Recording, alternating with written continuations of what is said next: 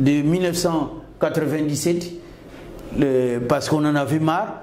D'autres Congolais ont pensé qu'il fallait prendre les armes et ils sont venus avec des jeunes qu'on a appelés les Kadogo pour l'AFDEL pour chasser le président Mobutu. Et on a eu Tenika, donc toutes ces négociations ont échoué. Ont échoué.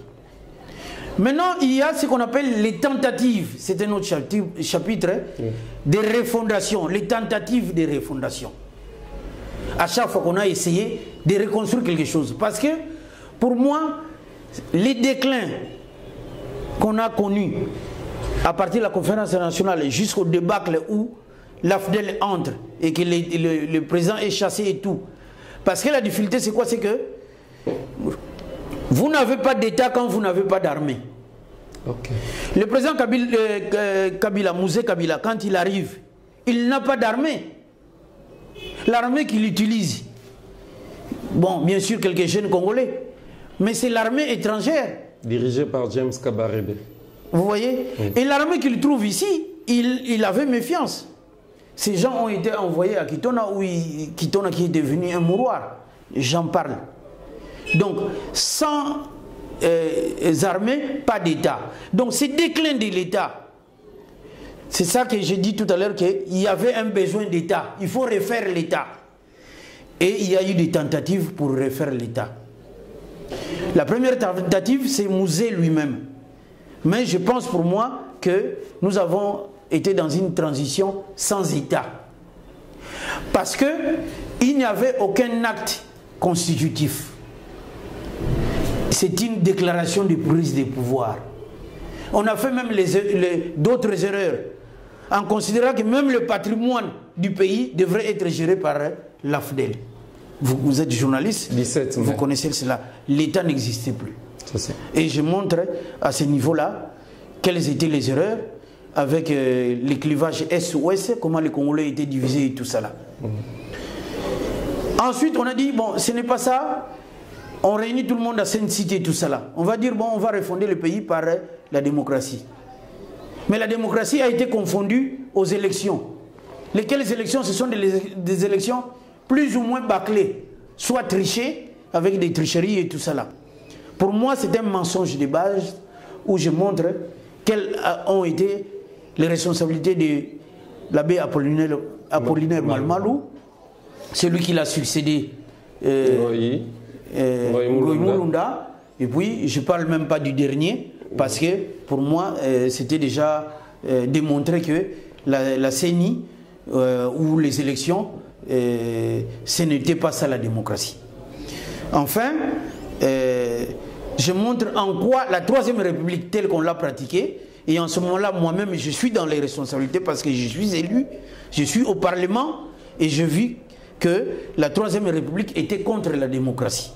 Parce que quand vous êtes dans un hémicycle et qu'il faut voter une loi, pour ne prendre qu'un exemple, celui de l'éviction du président Kamere.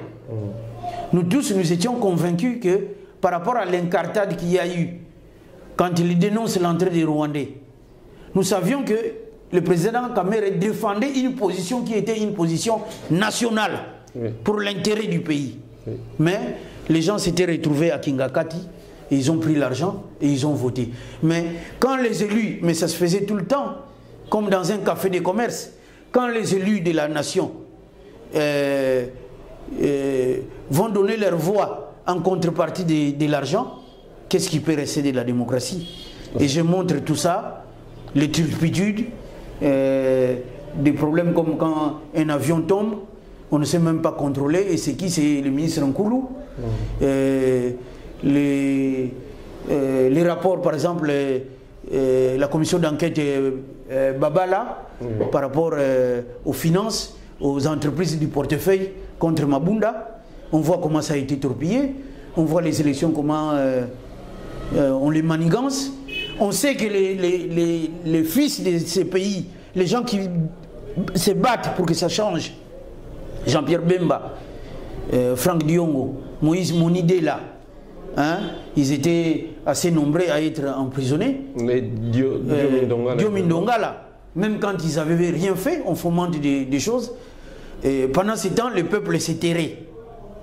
Et j'ai montré aussi quelles avaient été les difficultés, y compris sur le plan sécuritaire, où le pays courait les risques de dislocation.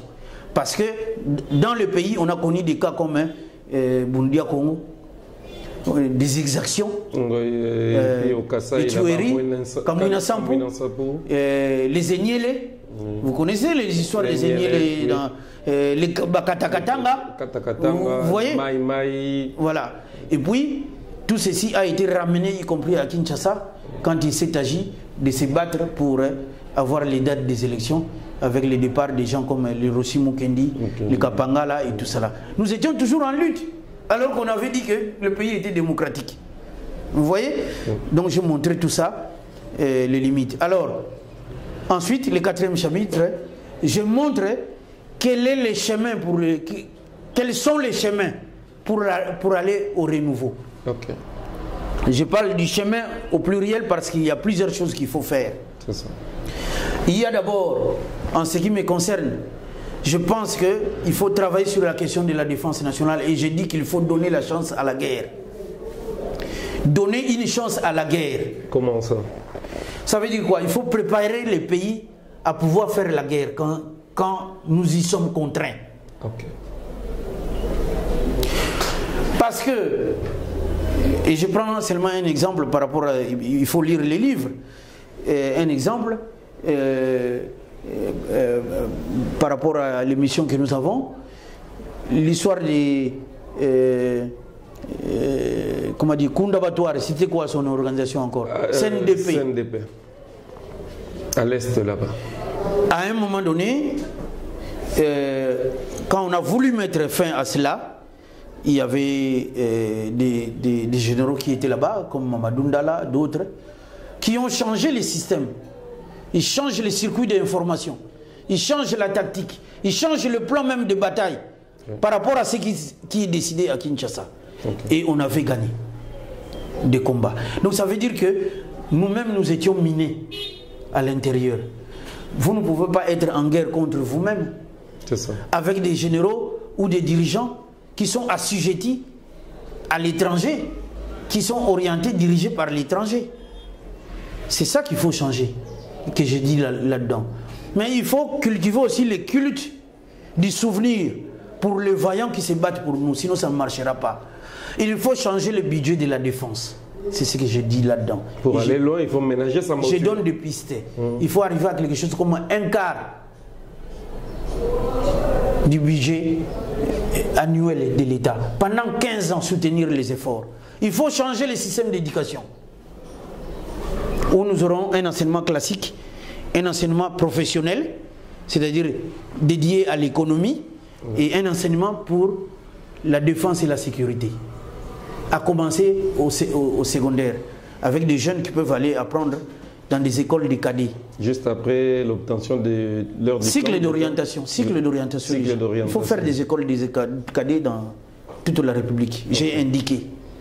Ils vont apprendre et plus tard, ils peuvent, après les bacs, il faut qu'il y ait des passerelles où ils peuvent revenir sur un système classique ou professionnel ou rester dans le métier de la défense. C'est-à-dire la sécurité, les renseignements, l'immigration, l'armée en tant que telle, la police. Déjà préparé. Oui. Dès le bas âge. J'ai donné du cycle d'orientation. Cette réforme, elle est là-dedans. C'est une réforme. Donc un chapitre dans un chapitre. Donc une section entière qui concerne cette réforme de la défense. C'est ce que j'appelle donner la chance à la guerre. Quand le pays sera préparé, bon, après il faut des infrastructures. On va mettre ces moyens pour construire des casernes, des restaurants, des cantines, des trucs comme ça. Donc, si nous faisons ça, ça va donner un signal aux voisins qui ne pourront pas, en ce moment-là, s'hasarder. Donc, il faut sécuriser les frontières. Ça ne vient que par le respect. Donc, quand je dis donner la chance à la guerre, ça ne veut pas dire seulement qu'il faut faire la guerre. Il faut se battre. Il faut préparer le pays à pouvoir faire la guerre. Au cas où. Ouais. Le deuxième chemin du renouveau, il faut réformer l'État en instaurant le fédéralisme. Ça, c'est le point fort. Et il y a un chapitre sur le fédéralisme, je pourrais revenir par la suite. Mais dans le cadre de la réforme de l'État, je donne les choses qu'il faut changer dans ce qu'on a fait depuis Sen City. Quelles sont les choses qu'il faut changer? Par exemple, il faut aller, comment dire, changer les appellations. Les ministres en province, ils peuvent être des commissaires généraux, provinciaux. Et quand vous parlez de changer d'appellation, là vous pensez à combien de provinces? Je pourrais être plus précis en ce qui concerne les découpages quand on va parler du fédéralisme. Ça c'est le bouquet, c'est les noyaux, c'est la proposition centrale. Mais on garde les 26 provinces qui vont être remembrées parce que la constitution actuelle permet aux provinces de se regrouper. Article, je crois, 4 de la Constitution. Les provinces qui veulent peuvent se regrouper. En ce moment-là, nous créons des États. Parce que ce qu'il faut comprendre, c'est que le Congo tel qu'il est, il est aussi grand que l'Europe occidentale. Donc, tant que nous avons la Suisse, la Italie, l'Allemagne,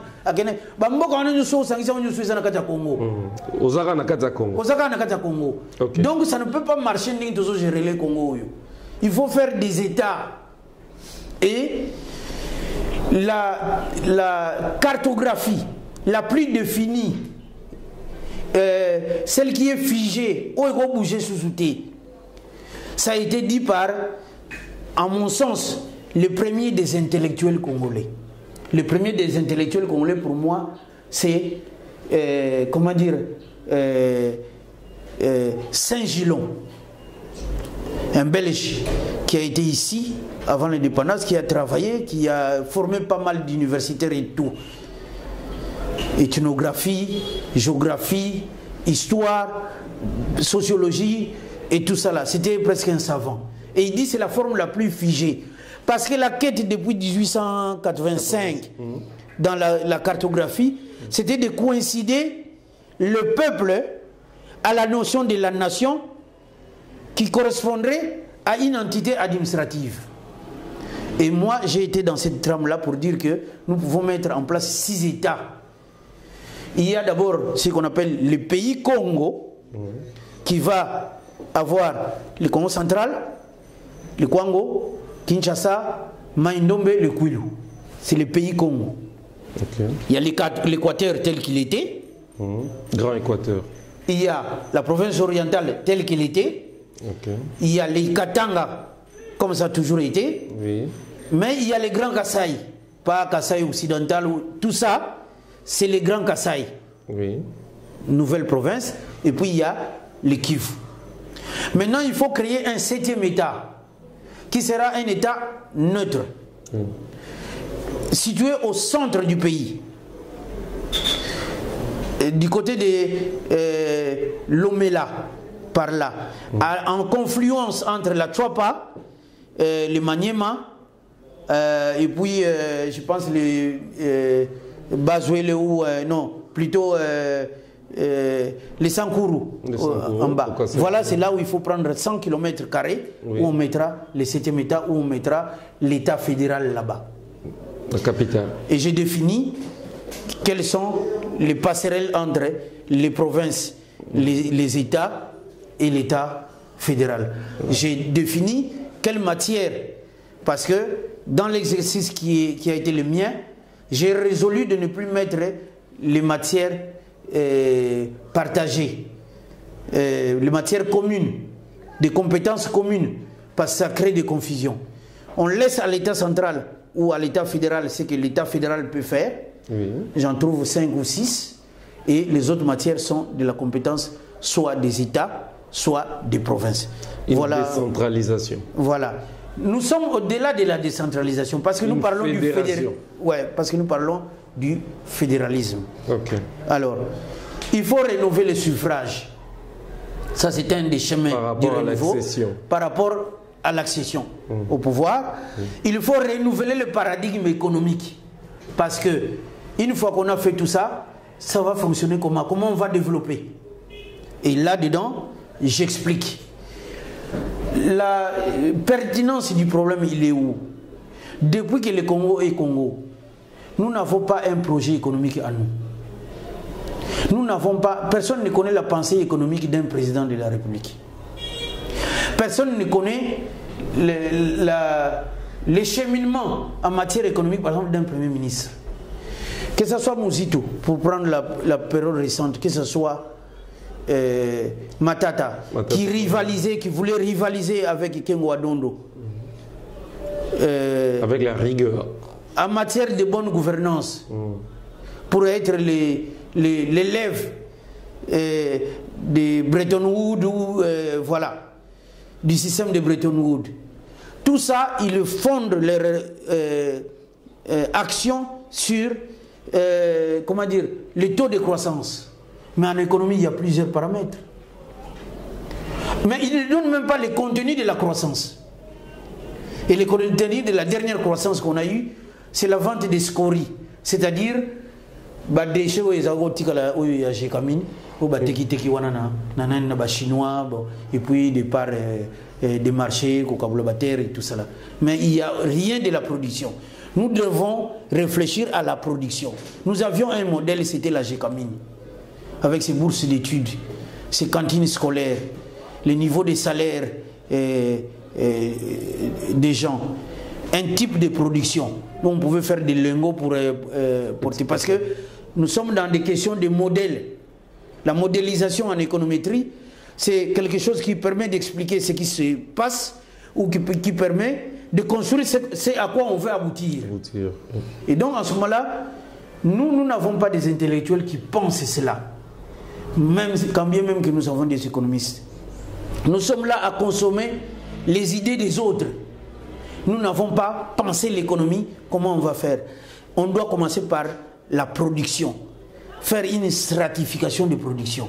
Avec ce que nous maîtrisons, ce que nous savons faire, les atouts que nous avons, avec les ressources qui sont là, qu'est-ce que nous sommes capables de faire, et puis, qu'est-ce que nous pouvons mettre sur le marché concurrentiel, de façon à ce que ça nous rapporte des devises. J'ai décrit tout ça dans les livres. Dans les livres.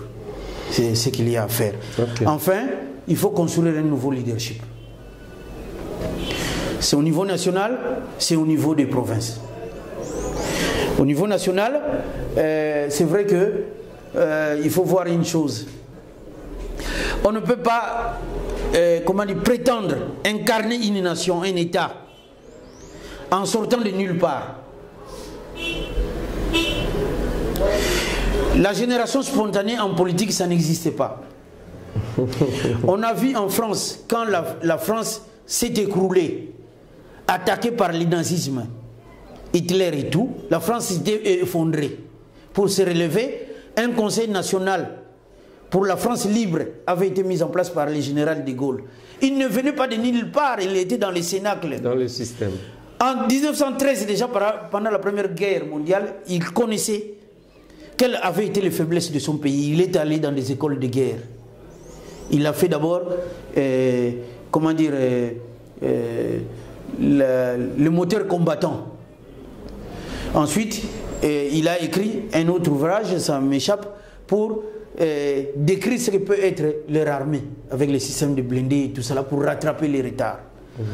Quand la guerre éclate en 1945, il était secrétaire d'État, c'est-à-dire vice-ministre à la Défense, donc il connaissait. Donc quand il fait l'appel à Londres, qui va français pour sauver le pays, il ne venait pas de nulle part. Mouzé aussi ne venait pas de nulle part, tant qu'il s'allait que pour Mobutu. Il était pendant 30 ans dans le maquis pour poursuivre les rêves brisés de Patrice Emery Lumumba. Donc les Congolais se reconnaissaient en lui. Maintenant, Mouzé a accueilli les héritiers de Mouzé. Avec la carte où on appelait M. Joseph Kabila, il y avait des phasages. C'est comme si quelque part le leadership au Rwanda, Kabila n'était pas en phase avec les Congolais, avec l'âme de ces pays. D'ailleurs, il ne connaissait pas rien de ces pays. D'ailleurs, lui-même, il a dit, je n'ai pas trouvé 15 Congolais qui peuvent m'aider à... Mais les Congolais étaient là. Mais c'est parce qu'il ne pouvait pas y avoir symbiose, parce qu'il a hérité d'un combat, mais il ne connaissait rien de la lutte, de l'âme de ces combats-là qui a été mené à travers tout ce que j'ai dit, la colonisation, le moboutisme, la conférence nationale et tout ce qu'on a fait. Les idées brisées de Lumumba. Donc il ne pouvait pas capitaliser cette lutte pour proposer quelque chose qui soit conforme à la pensée qu'il forme lui-même. La continuité. Voilà. Donc quand on dit par exemple les 5 chantiers, ben, ça ne te refonde pas un État. C'est un programme, c'est un petit projet, c'est un petit chapitre dans la refondation de l'État, d'une nation. Ou bien la révolution de la modernité. Donc il faut construire un leadership. Je crois très sincèrement que le président Étienne Tshisekedi, et plutôt Félix Antoine Tshisekedi, peut faire la différence. Qui peut nous conduire à un renouvellement, au renouveau. Pourquoi? Parce qu'il appartient à cette génération, la mienne, qui n'avons connu de lutte de l'indépendance que l'histoire, ou sinon les conséquences de la colonisation. Nous sommes nés presque tous entre, on va dire, les années 55 jusqu'aux années 75. Pendant que les Angolais ont voulu expérimenter quelque chose d'express, le président Soki, le parti Boyeleka, 2 ans, on connaît les gars pour le président. Nous, ces 50 dernières années ou ces 60 dernières années, nous l'avons fait en expérimentant pour que chaque peuple, parmi les 4 peuples formant la nation congolaise en formation, chaque peuple a dirigé. Et Tomoni. Lui vient du centre. Quinois. Connaît la culture, il y a les centres pour ça Kinshasa se forme quelque chose où il y a des opérations sa identité à Sika. Parce que n'en déplaise que toujours la nation congolaise, Bangala bazalaki nation, Bakongo balaki nation, Baluba balaki nation, Bazande balaki nation. Nous sommes en train de former. Et cette formation, il y a identité congolaise. Ça se fait sur les 75 ans. Tito Komanda 75 ans. S'il a encore un mandat, le président Félix Tshisekedi, donc il a une mission qu'il faut qu'il comprenne. Il faut qu'il prépare le pays à renouvellement.